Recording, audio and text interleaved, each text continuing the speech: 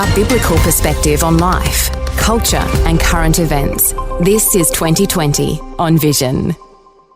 The morning after a federal budget, our special focus today on last night's federal budget handed down by the Treasurer, Jim Chalmers. After two budget surpluses, we're faced with what is likely to be a decade of deficits. We're closing in on a federal election. There's a cost of living crisis and rising global uncertainty.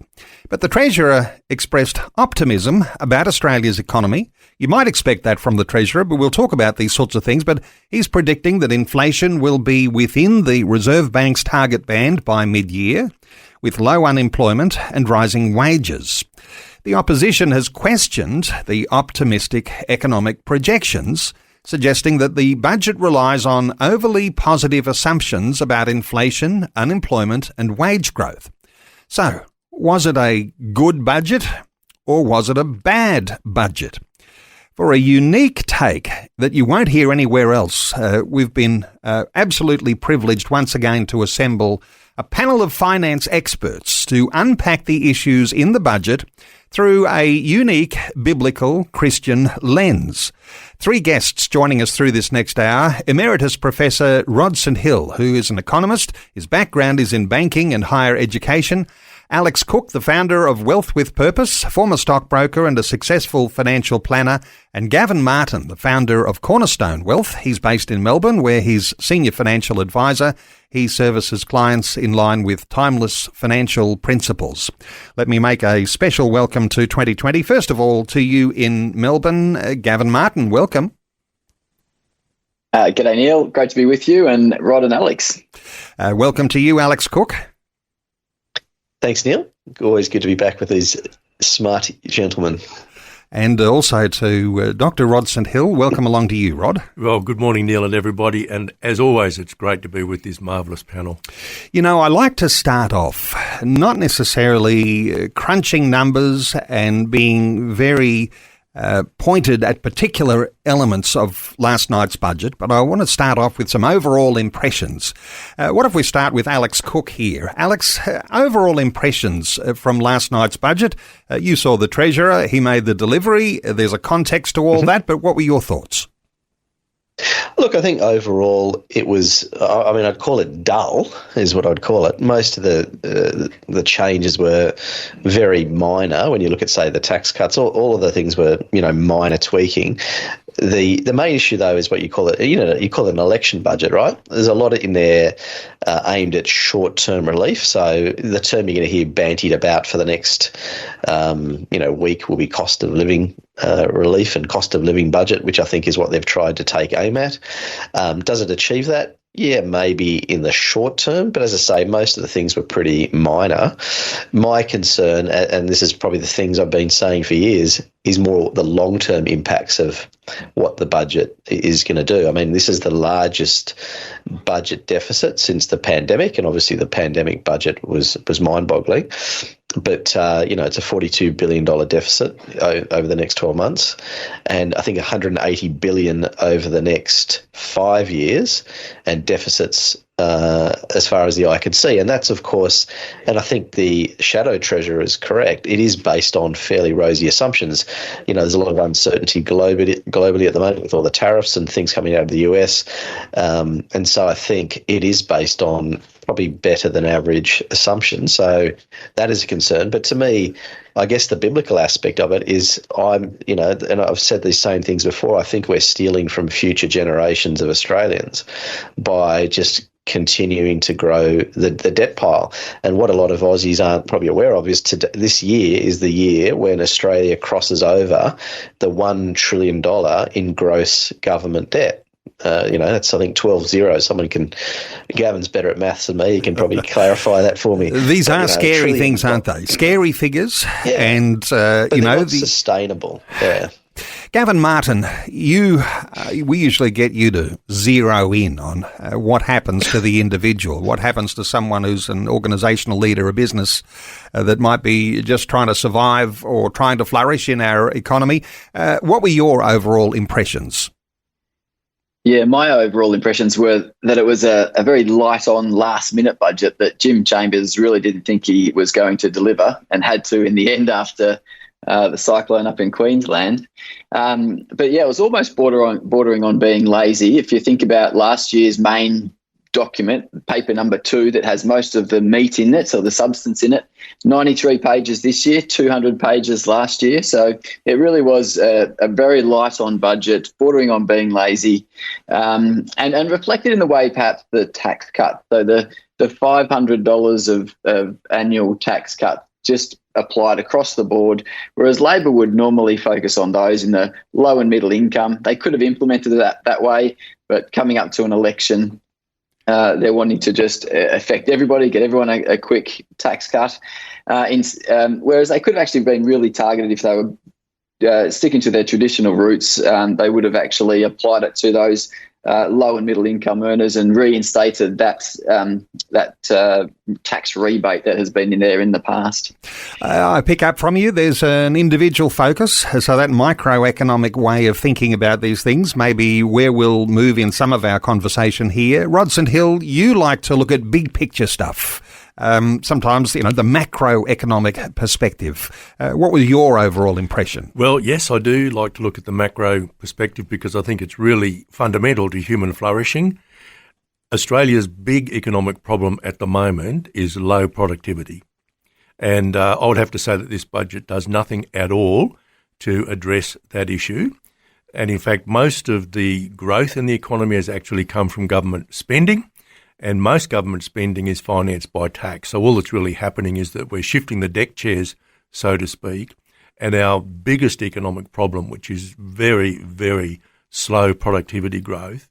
In fact, on some figures, we're going backwards, and that is going to constrain human flourishing at all different levels in our society. So I'm very disappointed by this budget.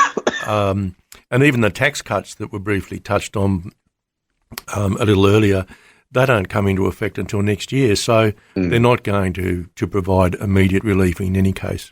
When we talk about productivity, we're talking about, what sort of output there is. You want that to rise with That's right. less or same input. That's the way that sort of we talk about productivity. You can talk about that individually and then corporately. A good measure of productivity is our GDP per hour worked, which is actually going backwards. So GDP, if you like, is the total size of the economic pizza, and we all get a little slice out of that. But if it's actually going backwards, then we can't all become better off. And that's the key to human flourishing, of course, is that as productivity increases, we're able to do more of those things that cause us to flourish as human beings. Okay, let's get into the deep end early in our conversation here because, and this an interesting question, I'll get everyone's brief response here. Is there any ideological difference between Anthony Albanese and Treasurer Jim Chalmers and the opposition, Peter Dutton? Would that make any difference? Who was leading and governing the country? So around these issues of productivity? You won't like what I'm going to say here, I don't think, Neil, but there's a difference in the basic philosophies of the people you mentioned, but I'm not sure that there's the courage to outwork that. We need massive structural changes to the federal government's approach to taxation and government spending. We need massive changes. What's happening with this budget and what has been happening over probably the last 5 or 6 budgets is that we're baking into the budget more and more expenditures that are what we economists call demand-driven, which means the government does not have control over that spending. And that is going to make it harder and harder and harder into the future to deal with things like the size of the national debt, and that ultimately will reduce the capacity that our children have to flourish as human beings. Okay, government loses control over how it spends. We're talking about both sides here, but there is this ideological difference here. Alex Cook, do you have a contribution here? The ideological differences, would it be any different if the opposition was delivering that budget? I think Rod hit the nail on the head. I think the difference is in the rhetoric. So, for example, the Liberal Party would say they're more free market orientated. They're more about, small business flourishing, etc. But I think in reality, as Rod said perfectly, there's just not the courage to make genuine long-term reforms. And I think you see that with both policies. For example, both parties are virtually the same on immigration. They kind of wink at each other saying, yeah, we should lower immigration. But reality is neither of them want to do it because it's a very lazy, easy policy to keep the GDP artificially propped up. I often joke with people that Australia is a population Ponzi scheme. We keep bringing people in and the GDP goes up. But similar to Rod's point about the GDP, he was talking about GDP per capita based on hours work. But if you look at GDP per capita in general, it's been declining for the last 8 quarters. So in other words, the standard of living in Australia has been dropping significantly. And in fact, it's probably the biggest drop in 50 years. Over the last 3. So the standard of living is dropping very quickly, and I'm not sure that the Liberal Party is going to do anything that different to change that long-term direction. It needs a circuit breaker, and it needs someone with considerable courage. I'd hesitate to say we need a Donald Trump type personality to come in and change things and shake things up, but maybe we do. Maybe we need someone to come in and say big changes are needed in order to bring everything back under control and make it sustainable over the long term. And to Rod's point, we want a society where everyone can flourish. And that's not the direction we're going in and haven't been for a long time. Gavin Martin, have you got a contribution on this level as, you're dealing with clients in your practice? Is there a particular dimension you can bring here about where people are going, cost of living issues? And maybe you're dealing with the well-heeled. I don't know. I'm just your perspective here, Gavin. Yeah, my sense of it just around whether the coalition, I guess, ideologically, it focuses more on supporting business, and the idea of supporting business is getting that productivity increase that Rod was mentioning. Just in the reply, Angus Taylor last night suggested that rather than focusing on a measly tax break of $500 per annum in a year's time, that it would be better spent supporting businesses to grow and develop, increase productivity, and then that has the flow-on effect of helping us all by improving productivity, increasing the pie, so to speak. Perhaps we've got some generalisations here happening because we're not talking about specific things that the Treasurer announced in the budget last night, but bringing the Christian dimension here, a biblical foundation. Come back to you for a moment here, Dr. Rod St. Hill. Followers of Jesus have always prioritised success and prosperity for families and communities. I don't think any of us are going to argue about that. Not necessarily the multinational conglomerates who we might all be able to say the rich are getting richer. What about those who are poor and middle level? What are your thoughts here about priorities when you're a follower of Christ? Well, from the perspective of business, I believe that business was God's idea. And business is a gift to humanity for the purpose of creating wealth. Without wealth, you cannot flourish as human beings. So I do believe that a Christian approach to any kind of government policy must analyse it on the basis of what will this contribute to the development and the success of private businesses, because that is where wealth is created. And if you go all the way back to Genesis 1:26 to 28, I believe that the mandate that God gives us there is actually wrapped up in business activities.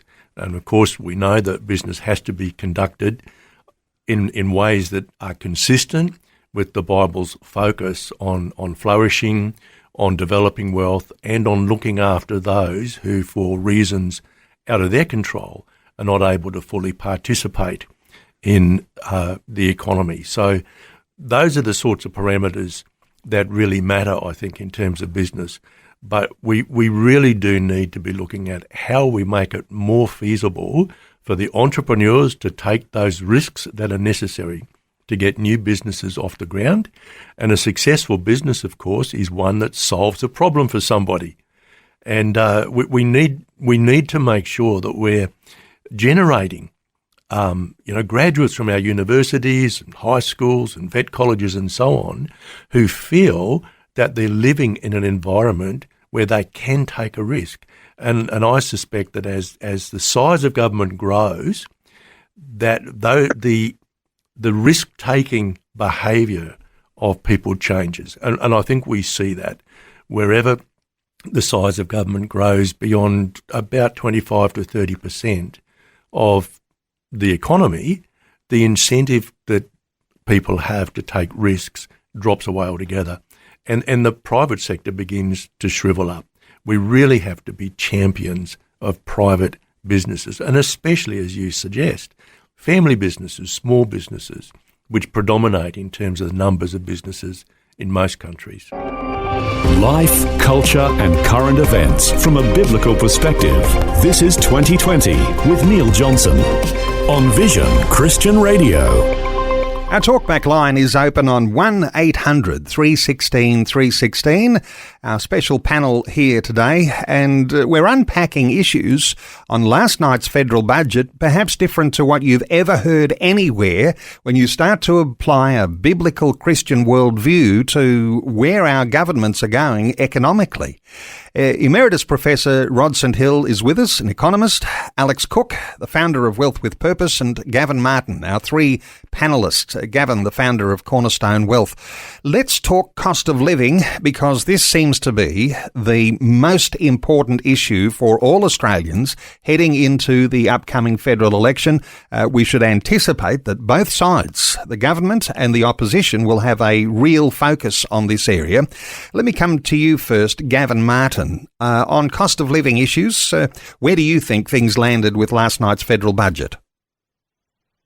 I guess they're trying to do what they can to have the perception that they're addressing cost of living, but with very small and initiatives like the tax cuts.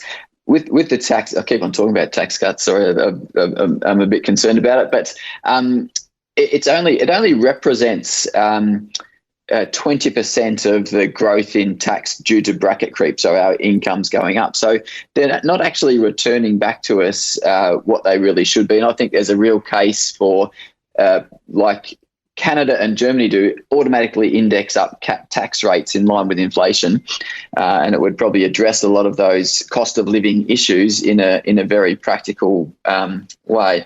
The other strategies of just giving handouts to address energy expenses or electricity costs, it's a very backdoor way of getting inflation down, because I think it does actually reduce the inflation rate in a backdoor kind of approach to it. So, I think there are better ways to do it than what they're doing it, and they're very Band-Aid. Alex Cook, cost of living, what were your impressions? Well, look, to me, it's the classic short-term solutions, Band-Aid solutions, no long-term ones. If we take energy, for example, so, they've extended the electricity rebate, so it's $150 over the next 6 months. But what they probably failed to mention is that 2 weeks ago, the Australian energy regulator announced that electricity bills are going to go up 9% from July onwards. So Australians are going to cop a massive hit in energy, which is obviously a huge thing. Now, that ties in, though, to prosperity, because low-cost energy is very important to having a prosperous society, and particularly having a prosperous manufacturing sector. So one of the reasons why so much of Australia's manufacturing has disappeared is because of high energy costs. So I think a couple of weeks ago, Australia's last glass manufacturer shut down, and so Australia now has to import all its glass windows from China. Now, that seems to me to be madness if we just don't have a society that has the capacity to make things. And part of that is around energy. So to me, putting a short-term rebate does really nothing. I mean, at the end of the day, we need reform that leads to lower energy costs, especially, obviously, not just for households, but for businesses, so that we can have, a thriving manufacturing sector here rather than literally it disappearing before our very eyes. So the whole point, I think, that's coming out of our discussion is we need genuine reforms across many different sectors that are going to permanently make shifts and long-term changes, as opposed to these constant band-aids. And the other sector, of course, is housing. Now, housing is absurdly expensive, whether, rents are up over 50% since the pandemic. House prices are at nosebleed levels. So if you can afford to buy into the housing market, you're probably a slave to your mortgage, which the bank, the Bible is very clear, don't be a servant to the lender. And then if you're trying to save and get into the housing market, and you're paying rent, rents have gone up enormously. So, and all the policies that they come up with, once again, like the Liberal Party wants to be able to have people to access their superannuation, for example, that's just going to drive the price up even more and take away from people's long-term retirement savings. So to me, we need things that are going to actually get the cost of housing down. One of those would be enormous cuts to immigration, in my view. Immigration has a genuine sort of net positive in the sense it does add to your GDP, but ultimately we need to get the migration numbers down significantly so that we can bring the cost of housing down. So to me, all these things require reforms and tough decisions that may not be popular, but will make a long-term difference. Rodson Hill, lots of dimensions, as we can hear, contributing to the cost of living that we're all suffering as a crisis for so many people. A lot of people, close to homelessness because of cost of living increases. Was there enough, do you think, in the budget at all addressing some of these areas that might bring some sort of structural reform that might actually ease cost of living long term? No. That's simple, isn't it? Look, the budget doesn't address those issues at all. And as we've mentioned a little earlier, these cost of living relief measures in the budget don't actually attack the core problem, which is the cost of producing things. And we're talking here energy. There have been a lot of changes to labour market policy under the current government. They have all added to costs. Talk to anybody in business. These changes have added to costs. So, and everybody pays those additional costs. There's very little in the budget to do anything on the supply side of housing, and this is the issue. Subsidies and so on, they will only increase demand. That'll drive the price up and make it impossible for more people to enter the market. There are some moves to the creation of a pool of modular homes and so on and so forth, but they'll have a very tiny impact on supply. The federal and state governments and local governments need to get together and really work on the issue of releasing land and reducing all of the charges that are applied to land development, because that is what is making housing so expensive. Okay, so when we talk solutions, and we haven't got a lot of time before news, let me come back to you for a moment here and for a quick response, Alex Cook.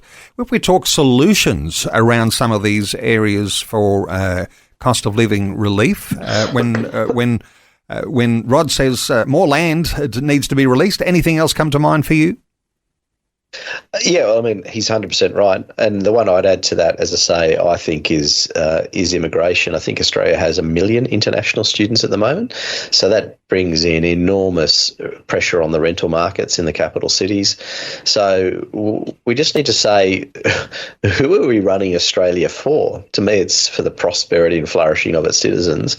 But when I look at a lot of the policies, that's not the outcome. So I think the land development one's a good one, as Rod said. I think immigration's an issue issue. I think the subsidies should all be cut because all they do is drive prices higher. One scheme that they've come up with, which is legislated but not yet in force, because it hasn't started yet, is the Help to Buy scheme, where you co-own your home with the government. So the government owns 40% of your house and you'll own 60%, and you can buy the government out over the long term. So they've got all these sort of things that they're coming up with. Alex, I'll need to cut in because we're about to go to news, and some of these things we might continue to discuss after the news. 3 special guests with us on our expert panel this morning: Emeritus Professor Rod St Hill, Christian Minister, Economist, Company Director, currently, though, pastor at Ignite Life Church on the Gold Coast, and a professor at Leaders Institute in Brisbane, where he teaches management and international economic development. Also with us, Alex Cook, the founder of Wealth with Purpose, former stockbroker, successful financial planner. Gavin Martin, also with us, the founder of Cornerstone Wealth. He's based in Melbourne, where he's senior financial advisor, and he services his clients in line with those biblical, timeless financial principles. So 1800 316 316 if you'd like to join in our conversation. In fact, gentlemen, I think let's take a call or two, and there's certainly some more important things we'll want to come to, but let's see what our listeners are saying. Luke is in Rockhampton in Queensland. Hello, Luke. Welcome along. Need to be quick, but what are your thoughts? Just one very quick question for anyone who wanted to answer it. What would happen, as some people have asked for, if we were to put a full freeze on immigration and international students for a set amount of time? What would be the ramifications, I suppose, of that happening, and would anyone actually have the guts to do it? Okay, well, let me come to Rod St Hill on this. If there was a full freeze, now we talk about 500,000 over the past couple of years, thoughts here for Luke? Yes, I don't think that would be a good idea, especially in terms of freezing students. All the universities in Australia would collapse, and most of the private providers would as well, because they now rely so heavily on international students for revenue. Okay, so what we're talking about here is student immigration, but what about, worker immigration too? And I'm not sure what the breakdown is on those, but what you're saying is our tertiary sector would collapse without this. So it's a necessary part of our economy. There needs to be a planned reduction. We need to get back to roughly the average that we had during the Howard years, so maybe 150,000 a year. Yeah. Luke, how does that satisfy your question? That's not bad. That sounds about right as what other people have been saying, but would anybody on either side of what we call the major parties actually stand up and do something like that? That's the other question. Who's got the courage to do anything if it comes to moderating our immigration rates? Do you have a comment here, Alex Cook? I don't think they do have the courage. I think they, as I say, when you're in government, you want to keep the economy whirling. Bringing people into the economy brings spending, pumps up the GDP. So I don't think, and Rod's right, if you took away too much, the education sector would collapse, and of course you'd drive us into a deep recession if you did it. So I think none of them want that on their watch. So they're very cautious to reduce it at all. I mean, they all say publicly they want to reduce it, but then when it comes to the reality, they don't follow through. I think the figure Rod suggested earlier would be about right, probably the 150 a year. I would hope maybe a bit lower, but certainly it's a net positive. It's just at the moment there's too much. The infrastructure can't cope. You see it with, waiting queues for hospitals and all sorts of things. So, but I don't think there's the courage to significantly reform it. Okay, Luke in Rockhampton, thank you so much for your call. 1800 316 316 to join in our conversation. Let's take another call. Alex is in Melbourne. Hey, Alex, welcome. Oh, hello there.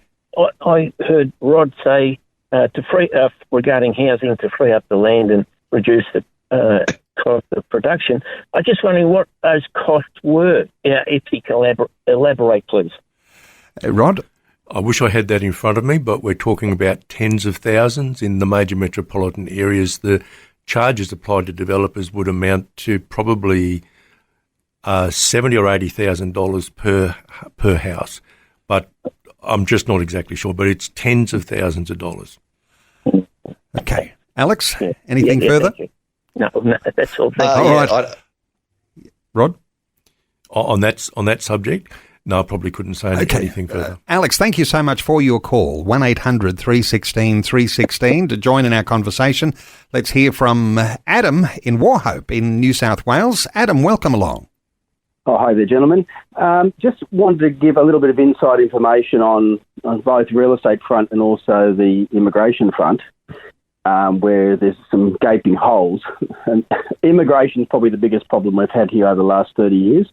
I hate the word regulate, but one thing that does need to be regulated is immigrants when they do come in. They actually, I'm married to an immigrant of 8 years, so I can see how they work. They work exactly how they do in their own countries. When they come here, they want to run everything the same way they did in their native country, which is not the same way our country works. So that pushes the work rate down. You know, the dollar that they earn is much less than what we earn, and they work longer hours. So the money we have to earn is a lot harder to earn. No doubt there's got to be some regulations around that. But I'll come back to Rod St Hill here. Rod, you got a comment here for Adam? I guess this is partly a commentary on cultural change, and one good reason for limiting immigration is to preserve the culture. And this has probably got nothing to do with the budget, but we do see that there are significant cultural tensions in Australia now that I think arise because we have had too much immigration without thinking really carefully about what that might do to the character of the Australian culture. Let me come to Gavin Martin here. Have you got anything to add here? You're working with people. You're based, and business for you is in Melbourne. It's a very multicultural city. What are your thoughts around the issues that Adam's talking about? I understand Adam's just talking about working longer hours at a lower rate, and then that pushes everybody else's wages down. Is that correct? Is that what I'm understanding there?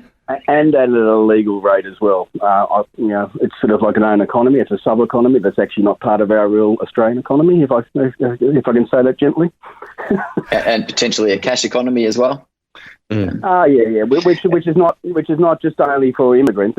That's a problem for a lot of businesses and so forth. But it's and also illegals in here when they are students, then they end up being working illegally and all the rest of it, and pushing out people that are actually legitimate here to work in this country. So I know that's been brought up. Those visa things have been brought up many times over the past few years.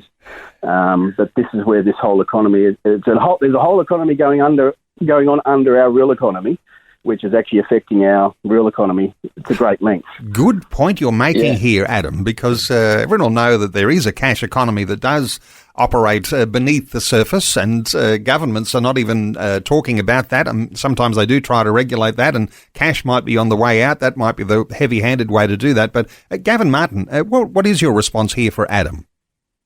Yeah, I think I experience a bit of the opposite in that, and relate it to the NDIS. When we're competing for staff, we're often recruiting new grads, and they're often, or students coming through, almost finishing a degree, etc. They're actually seeing the opportunity with the NDIS, and I reckon the NDIS is just this big hole that so much money is going into. Kids with no qualifications being paid, $50, $60, $70, $80 an hour with no qualifications, and that then makes other businesses have to pay a higher rate. So whilst Adam's dealing with the opposite, where wages are being pushed down because they're prepared, some people are prepared to work at a lower rate, we're experiencing the opposite in that I think wages are being pushed artificially high, and relating that to the building industry, and why there's a lack of supply of workers in the building industry is that so many of the workers, particularly in Victoria, are on government projects. All the trades are being sucked into government projects, and that means that there's a lot less available for building houses. So, a little bit of the opposite end of the spectrum to what Adam's experiencing there. Adam, I hope that was some helpful comment. I'm going to have to let you go, but I really appreciate you calling in and raising that. Adam in Wauchope in New South Wales. When we're talking two levels of economy, and when we're talking about government and government projects, that's an interesting development that's been happening here. The size of the public service growing, I think, 42,000, somebody said, this coming year. When we're talking about the way that government grows, sometimes we talk about big government and small government. Rod St Hill, do you have a perspective here? Nothing in the budget last night indicated any sort of small government. You've got the opposition saying that they have a plan to make government smaller. Is there a way we might understand that? And is there a dimension there that might even have a faith dimension? Well, look, I think there is a case for smaller government, because as government grows, regulation grows, and that impinges upon the freedom of individuals to act in a whole range of ways. So smaller government is desirable, but we do have to understand that smaller government probably means that we are not going to be able to continue to be as generous on the social welfare side of things. So this is why we need very courageous political leadership. And I've heard all kinds of rhetoric from alternative leaders, but we don't see the evidence that when they get into power that they use their position to actually make the big changes. And I think we should aim over a period of a decade or so for government to be around about 20% of GDP. Government expenditure in the current budget, the next financial year, will be 27% of GDP, and the tax ratio is 23.5% of GDP. So getting up to close to a quarter of GDP is taxes, and that is a tax on wealth creation, because about 20% of taxpayers pay 80% of the tax. They're the high income earners, and there's fewer than 50 companies that pay the bulk, like about 70% of the company tax. So the best wealth creators in our country are being taxed to the hilt in order to fund all of these programs of government. And most government spending is just taking money from some people and giving it to other people. And you can't keep doing that forever.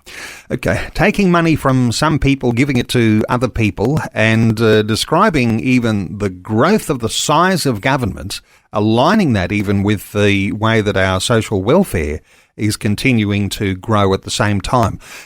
Alex Cook, do you have a perception in all of this?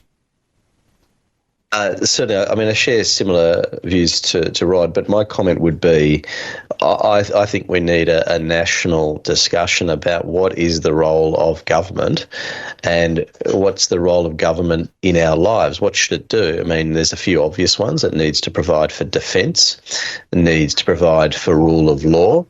But when you look at Australia now, it's just grown and grown and grown and provides welfare across so many different sectors. I mean, the NDIS, for example, is just totally out of control, growing at some ridiculous 20% per annum. And I think, an enormous amount of people are on it. So I think, and this is the tough part. The tough part is you're going to have to take away from people a lot of these benefits in order to shrink the size of government, and that's going to take it needs a national discussion, because I think once you give people things, it becomes very hard to take it away. In fact, there was a famous saying 100 years ago that says democracy ultimately fails when people realise that they control the treasury. In other words, the more your voting controls the cookie jar and what they give you, and I think that's the problem now. Is it's just grown and grown and grown. It's out of control. It's not sustainable, and it's also destroying the society in the sense that you want a society of people that are, working hard, have initiative. It's worth setting up a business. It's worth doing all these things. But as government crowds it all out, people become less and less willing to do these things. And we've got an enormous percentage of the population now that are very government dependent. And so to take that away, I think, will be enormously difficult, require courageous leadership. But I think this is where the church, and to Rod's point, the church has a wonderful opportunity, because really, from a biblical point of view, I don't believe it's the government's role, and people will debate this, I don't believe it's the government's role to provide welfare in the way people think of it, providing all these benefits to people. To me, it's the church's role to help people, and to help them by giving them a hand, lifting them up out of their situation, providing them employment, education, all those kind of things. I mean, if you look at history, it's the church that started hospitals, it's the church that started schools, all these sort of things. So we have an enormous role to play that we can do rather than letting the government do it. And that'll be a lot more efficient, and it'll also change the culture of the people, where they reduce. We've got to get away from the dependency mindset, because it's just gonna destroy our society as more and more people become dependent. Okay, the thought of social welfare handouts. Rod St Hill, is there a Christian response to this? Because even as Alex says, somebody's got to have the courage to take away. That doesn't sound very Christian, does it? Because there might be some people who are absolutely in need. Maybe there's rotting of the system that needs to be fixed, but what's the Christian dimension here to how you resolve or look at or plan for a change when it comes to our huge social welfare handouts? Well, look, I think a really important component of a Christian worldview is the idea of ambition, that we want to be better in the future than we are right now. And that's in many different ways, in terms of our spiritual development, but also in terms of our economic situation. Most of the welfare components of the federal government budget are handouts. And we really need to have a mentality of hand up, so that we encourage ambition. And I think one of the strengths of the Christian church is that we've always embraced the ambition to be better. And so I think as a pastor myself, it's not just about what happens on Sunday. It's about reaching out into the community and finding those people who are currently receiving handouts, and then working with them and lots of other community organisations to bring them up to a higher level where they don't need the handout anymore. And to be sure, there are some people who will always need a handout because, for no fault of their own, they cannot fully participate in the economic life of the nation. But as the further entrenched a handout mentality becomes, the less vigour there will be in the economy overall, and it will just slowly die. So growth will die off, and we'll end up falling way, way down in the league tables in terms of our well-offness based on a whole range of different measures. All right, let's just reflect on some texts that have been coming through from listeners. Isaac says, the biggest issue of freeing up land for fixing housing is land developers farming the profit from it and prices remaining the same. Not sure. I'll just mention a few of these here, and if anyone wants to chime in with a response for any of these. Another note here. I don't think I've got a name on this one. We are actually in a position where we need to go back to a former Treasurer's statement of a recession we have to have. Is that what it would take to get us back towards straight tracks for our children and grandchildren? And I'll just hold a thought or two on that. Another comment here says, I hear people often say that there needs to be more land released. What do you mean? I don't think there were vast tracts of land stored up for housing, so then does it just mean turning more farming land and countryside into suburbs? Isn't urban sprawl another problem that successive governments are ignoring? Let me just come to Gavin Martin. Any of those comments catch your imagination? Yeah, my experience on the housing front is that, there are developers that sit on land for a while. But experience with clients is that and some have gone and bought blocks of land, but it's not the actual land price that's the problem, but it's now the build price that's the big issue. So it's all around the additional costs associated with that. That's the major problem. You can buy an existing property for cheaper than what you can build one these days, and you end up over-capitalising. So I've got a number of clients in that situation at the moment. That's the experience, particularly in regional areas where there is lots of supply of land. It's just the build cost that's preventing people from moving ahead in that space. So that's where I think more work needs to be done. That's where it relates to supply of workers. I know there are initiatives to get more workers through trade courses with $10,000 incentives, and great. But at the same time, I think some of our infrastructure spend is going way over the top and spending too much of our government money on unnecessarily unsubstantiated projects. Alex Cook, just a week or so ago, we were talking about your outlook on a global economy. When we talk about this idea harkening back to Paul Keating's words, the recession we had to have, I think that was back to late 80s, early 90s. Do we need another recession to get things back on track? Or are we heading that way anyway? I think we're heading that way anyway, because I think the uncertainty being created out of the US, although I agree with a lot of the direction that Trump is taking, but certainly a recession to me is a normal part of the business cycle. My concern is actually the response that politicians have to it to quickly prop it back up rather than allowing the system to cleanse itself out. So to me, I think in a free market system, you actually have recession is just a normal part of the cycle. Yes, some people will lose their jobs and there's some unfortunate things, but it does allow for capital that was misallocated to be reallocated to stronger areas and better areas. So I think recession is a good thing in that sense, and we shouldn't try and stop them per se, maybe try and cushion them a little bit better when they happen. But I think the problem with both sides of Parliament in that regard is that the moment you do get a slowdown, you're going to get more borrowing. They're just going to try and prop it straight back up rather than allowing the system to adjust itself naturally. And that's I think the problematic we've got with the current ideology on both sides of Parliament. Okay, let's come back to the welfare mentality, because I think this seems to be one of those key things, and we might hope that either the government or an opposition might have some answers here. The welfare mentality and the thought that we were talking about earlier on, Rod St Hill, productivity, welfare working against productivity. If you're going to fix some of the economic problems, that welfare just becomes so much the central focus, doesn't it?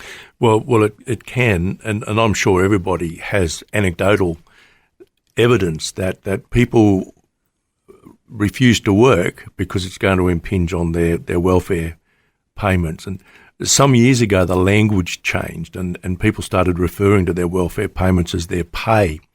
Well, it's not their pay because they haven't done anything to earn that pay, and so I think we've entrenched the idea that we have a right to handouts when actually we have an obligation to better ourselves. I think that's an obligation on us as members of our society.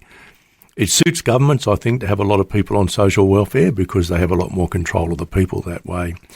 But look, honestly, we can only get ahead ultimately if private businesses are producing goods and services for sale onto the markets, and if they're providing sustainable, well-remunerated work. And that's where the focus has to be ultimately. And I think we've got a role in that in the church to change those cultural values and ways of thinking. This is Australia's Vision Christian Radio. 1-800-316-316, and there might be still time to get a call in. Our three special guests, a debrief on last night's federal budget.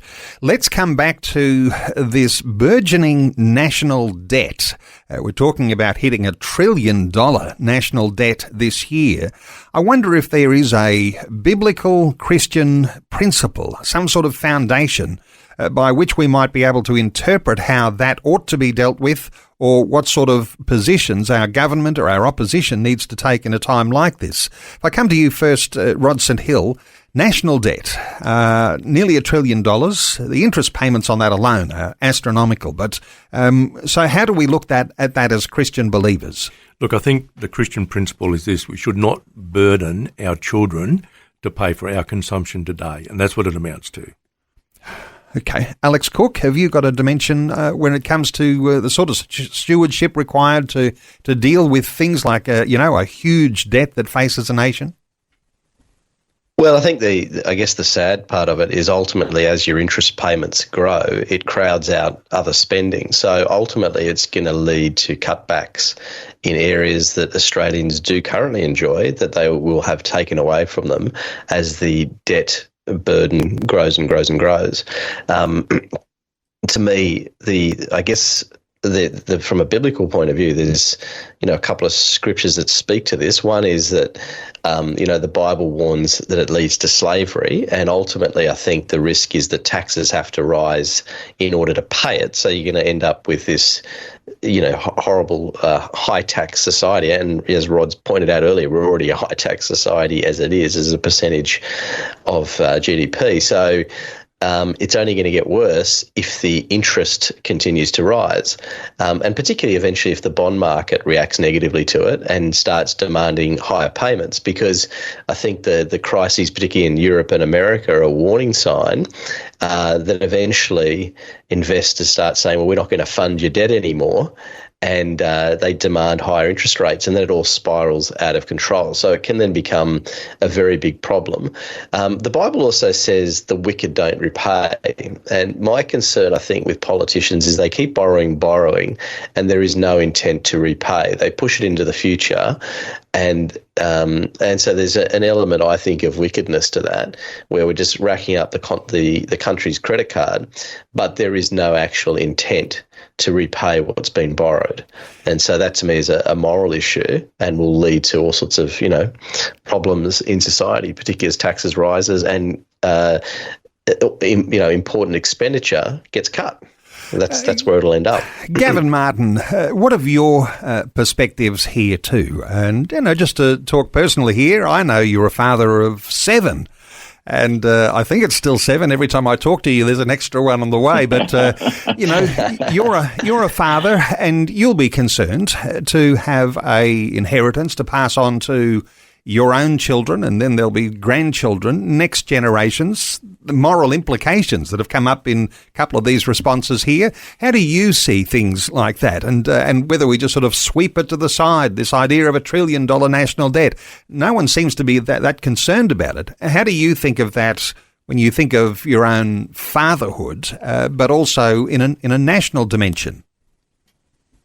Yeah, it's a great concern. I think, as Alex and Rod have mentioned, that we need some politicians to take some courage and to start to repay this debt, or it will be a massive burden on the next generation. We're an ageing population, and it's only going to put more and more responsibility on fewer people to pay back this debt. So we are borrowing significantly from the next generation. We're talking about federal debt here, and if you live in Victoria, there's a massive amount of state debt to go on top of that as well. And we're seeing taxes increase significantly from land tax, etc. Yeah, so I'm worried. I haven't had any more kids recently. Well, the youngest is now 10, Neil. But I do worry about them and the burden that they're going to face because of our poor decision making and not being courageous enough to make those tough decisions to pay off that $1 trillion debt. 1-800-316-316. Let's take a call. Anne is in Labrador. Hi, Anne. Need to be quick, but what are your thoughts? Yeah, that's okay. Well, my thought is about the welfare system. I know that young people need to get off that because they're going to just live and then it's going to carry on through the families and everything like that. But I think the other thing is that sometimes you get into a job and they don't have experience. So I reckon they should have a set things that people go in to volunteer and get some experience so then they can get into a job. And the other thing that I think is very hard is when a person's nearly time for retirement and then they get their job, they redundant or something like that, and they can't. So I think we should help those. But these young people, they need to get into something like that, or get into boot camp or army or something, and take off that kind of welfare. But the ones that can't because they're too old and they're in their system before age, but they are too old to maybe enter into another job situation sometimes. So that's how I feel about there's the some welfare. big dimensions in there too, so far as welfare goes, and even the state of our volunteerism and the state of those who might be retirees. How do you make those extra few dollars? I think I'll move on from there and take those as like a very good comment. But Anne, thank you so much for your call. Come back to this national debt for a moment, the moral implications. Passing on debt to future generations. Proverbs 13:22 says, "A good person leaves an inheritance for their children's children," suggesting that it's important to consider the long-term impact of financial decisions. This is a courage issue again, is it not, Rod St Hill? Because no one's got enough courage to actually attack what is needed to be attacked. Exactly. Look, without being too poetic about it, the most significant deficit that we have is a deficit of political courage, political leadership, and that's what we desperately need, because we won't deal with the other deficits until we get such leadership. Squeezing in one more call. Steve is in Springhurst in Victoria. Hey, Steve, welcome along. Good morning. Hi. Steve, what are your I haven't thoughts? been over the whole. I just haven't been over the whole conversation, but I think the biggest problem is it's not the politicians' money. Like, they're spending our money to keep themselves in power, especially as we move away from our Christian moorings of our society, that they're just propping up their own political system by spending our money to keep themselves, give us free money and get us to vote for them. So just don't know how we, combat that as a society, but yeah, it's a massive problem. Like, I'm in Victoria and they've just spent so much money on all this stuff to buy themselves votes. So, Alex Cook, have you got a response here for Steve? I have a solution. Unfortunately, I won't get elected on it. And I believe that we need to remove career politicians. I don't believe it should be a career. I believe you want people, if you think about the whole concept of public servant, we want people that are attracted to public service to contribute to the country, and that should be for a short period, whether it's 1 or 2 terms. I think it should be absolute maximum of 2 terms, and I think that would go a long way to solving some of these issues, particularly the courage issue that Rod's alluded to. And I think the problem you have is you have people in there who are doing it and want to keep their job. So they're in this short cycle, and their goal is just to keep getting elected at the next time round, as opposed to someone who comes in who's not there for a career, but just comes in for a short period to make a difference. So I think you need that reform. I don't think the problem you've got is the current crop of politicians are not going to vote themselves out of a job. So maybe things have to get really bad for that sort of policy to take place. But career politicians is what I would get rid of immediately. Okay. Steve in Springhurst in Victoria, thank you so much for your call. Time is running short. Let's just get an impression, a quick overall. The opposition's going to be delivering a reply on Thursday night. I'm just wondering whether you think our conversation today might be any different if we'd heard both sides first. First of all, Rod St Hill, what would you think? Are we likely to hear anything that's earth-shattering on Thursday night? Look, I don't know, but I suspect if we knew what was going to happen, we'd have to talk for another hour or so. Look, I have heard the Leader of the Opposition, Peter Dutton, in lengthy interviews. I think he's got a good conservative heart, but the big issue is, does he have the courage, and does he even have the constituency within his own party to say no to the spending? That's going to be the big test on Thursday night, and I don't know whether he can. And look, I believe that Labor are going to introduce the legislation on the tax cuts immediately. They might even try to do it before Thursday night. So it's just a wicked problem. But I really do hope that he'll have the courage to say enough is enough, because we are not doing the right thing for future generations if we continue as we are. Gavin Martin, is there something in the tomorrow night budget reply from the Leader of the Opposition that you think ought to be there? What's your impression? Would it make any difference if we knew both sides with our conversation now, bringing a biblical Christian worldview focus on the economy? Yeah, it probably would make a big difference. I see so many of the initiatives that are announced in this very thin, light-on budget as being lazy and untargeted. What I'm hoping for in Thursday night is a focus on productivity and really specific targeted initiatives rather than light and easy across-the-board election-focused policies that we've seen in this budget. So I'm hopeful, but we'll see. Alex Cook, leave the final impression to you. What would your thoughts be about what might be delivered tomorrow night? Will it make any difference, do you think? To be honest, I think it'll be pretty minimal. I think, I hope Gavin's right. You have the targeted initiatives, but I think Rod will be proven correct, and that is there's a courage issue. And also, I think the key point that Rod made also is the constituency. Is there enough people within the party to go along with it? You got lots of conflicts of interest within the party itself. And so whether or not the reforms are doable is yet to be seen. And of course, they've got to win. And of course, to win, I think there's the short-term, human nature is such that people want that short-term relief. I think that's the human nature side of it that they're fighting against. And that makes it difficult to get elected. So it's a challenge. And just quickly, we might be talking about the major parties. They're the ones who will form government, no matter what the outcomes of the next federal election look like. There are minor parties around the periphery, and they've got a space there, and some of them are fighting for a voice. Just a quick comment from you, Rodson Hill, because we're going to tie things up here. I mean, are there other voices on the landscape that are not being heard at the moment? We might say the Christian voice in these things is not really being heard, but what are your thoughts about, others around the periphery? Oh, look, well, in the interest of full disclosure, I am a member of a Christian political party. What I would say is this. A vote for a minor party is not a wasted vote because of the way in which our electoral system works. And I think we should very carefully consider our vote. A vote for a minor party, such as a Christian political party, is not a wasted vote. What will really determine the outcome of the election ultimately will be what you do with your preferences after your first preference. Historically, Conservative voters have not been very disciplined with their second preference vote.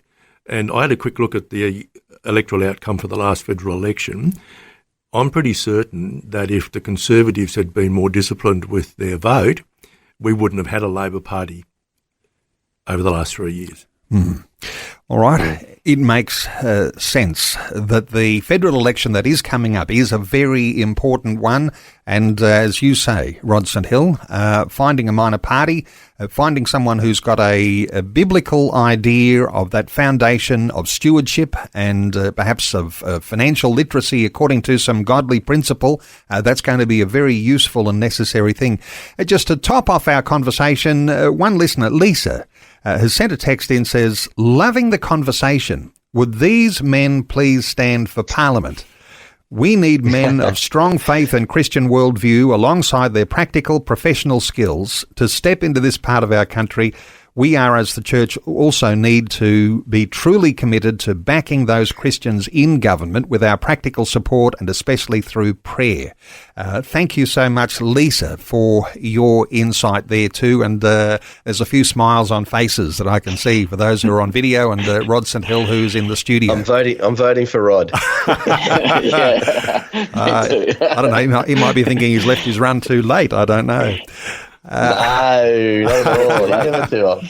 Now, as always, I like to just quickly say where you can be connected to our special guests that I have on 2020.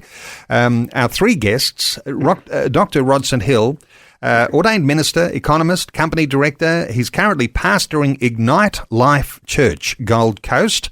He's a professor at the Leaders Institute in Brisbane, teaches management, international economic development. IgniteLifeChurch.com. To connect with Dr. Rodson Hill, you can connect with Alex Cook. He's the founder of Wealth with Purpose, wealthwithpurpose.com, and Gavin Martin, who's the founder of Cornerstone Wealth.